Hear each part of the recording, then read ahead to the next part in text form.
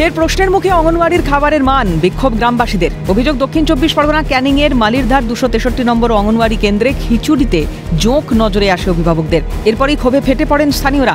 অঙ্গনওয়াড়ি কেন্দ্রে বিক্ষোভ দেখান তারা। খবর পেয়ে ঘটনাস্থলে পৌঁছয় ক্যানিং থানার পুলিশ। আরও অভিযোগ, এই প্রথম নয়, এর আগেও খাবারে পোকা বেরিয়েছে। অন্যদিকে অঙ্গনওয়াড়ি কেন্দ্রে নিজস্ব কোনো ভবন নেই, শিক্ষিকার বাপের বাড়িতে চলে পঠন পাঠন।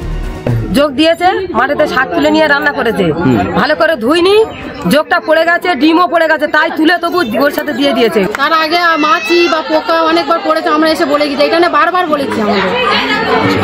তার সাথে এরকম ভাবে নোংরা এমন জল দিয়ে রান্না করে ভাতও কালো হয়ে থাকে।